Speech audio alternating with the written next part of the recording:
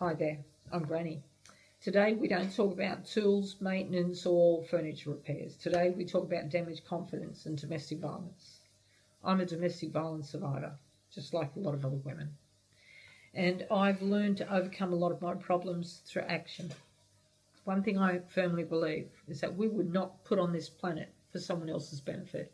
I believe every one of us was put on the planet for a different reason, and it wasn't for someone else's purpose.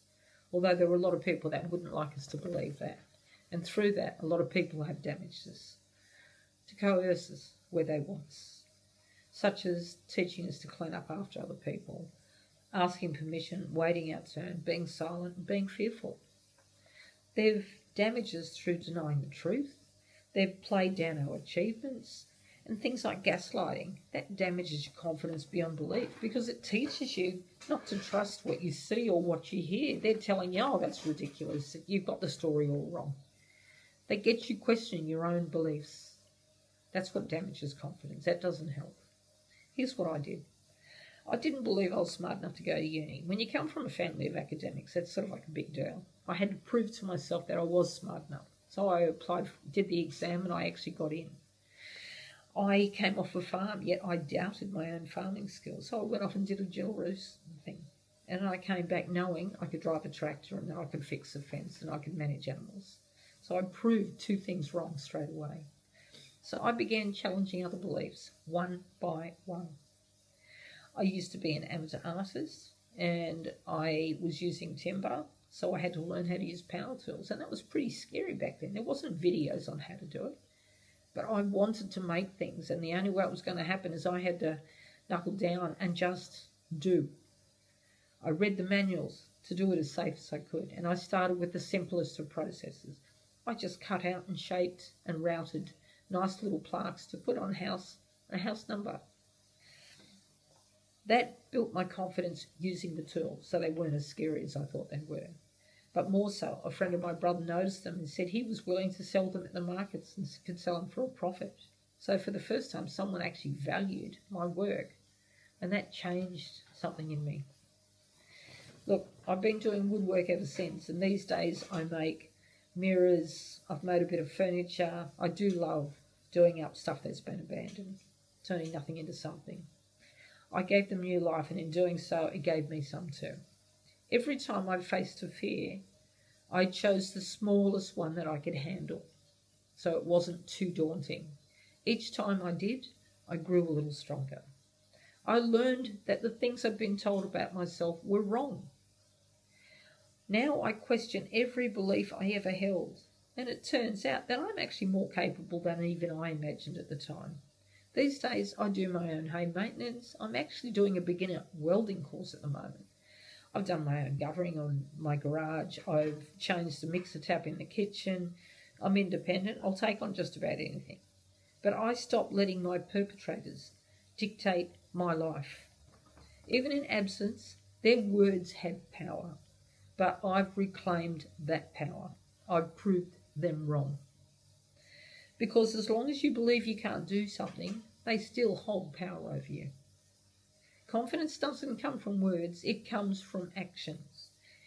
You won't believe, oh, you can do this, until you prove it to yourself. That's why I share my story, to help women like yourself reclaim your lives, challenge your fears, and become proud of who you really are and who you were meant to be. You don't have to be fearless, but you do have to start. And I'm going to give you a few tips that I didn't know about at the time. And they're fairly simple, straightforward ones once you got the hang of it. But the thing is, when you're in a damaged place, they're not as easy as they sound. Number one, stop believing what other people say. When people say you're hopeless, you can't do that, or you're being ridiculous, stop believing them. They're lying, they're wrong, they're doing it to hurt you. If someone takes a smile off your face, they're not good for you. You don't want to be around people like that. Stop believing them. Start believing in yourself. Every time I faced a fear, I collected proof that I was capable. I started trusting my beliefs. I doubted that I could use power tools, but these days I'm using them.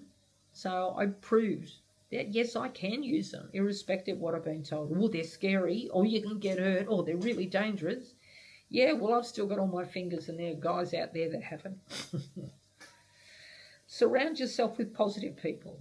Get rid of the negative ones. People that bring a smile to your face. People that say things, oh, I love what you did. You're doing an amazing job. These are the people that should be around. This is a hard one for someone that's so damaged. Learn to be kind to yourself. When everybody else has crushed you so badly, another knock is not much different to everything else that's happened. You've got to remember, you wouldn't let someone put your child down. So don't you do it yourself. You look at yourself as if you were a child. And if you ask yourself, would you let a child be treated like that? And the answer is no. You don't want to be treated like that. Learn to be kind to you. You deserve it. Give yourself a pat on the back instead of criticism when you make a mistake. Every one of us makes mistakes. That doesn't mean you're stupid. It means you made a mistake. I've made thousands. Women do have one superpower: determination. We weren't allowed to vote, and now we can. We weren't allowed into institutions for education. Now we are. We have women politicians. We have women sports people. So through determination, we've changed things, and we will continue to change things. I want to tell you about this guy. His name's Roger Bannister. You've probably heard about him. In 1954, he broke the 4-minute mile. Do you know, for nearly 7 decades, that sat, nobody could do under 4 minutes, the mile. He broke it. Doctors, scientists, coaches, athletes alike said it was unachievable, it was impossible, it was beyond human limits. There was scientific evidence that humans could not do it. Well, he didn't believe that. He believed it was possible, and he believed he was prepared to push the limits to get there. And he did.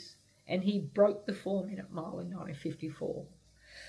He also broke the psychological barrier that held everybody at bay.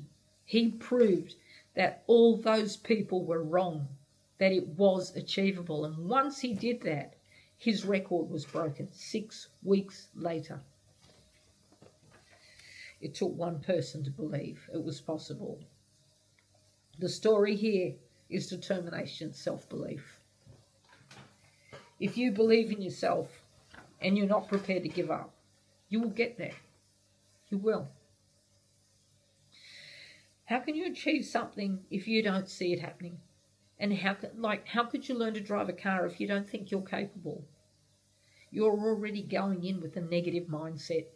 You have to change that. I'm on your side.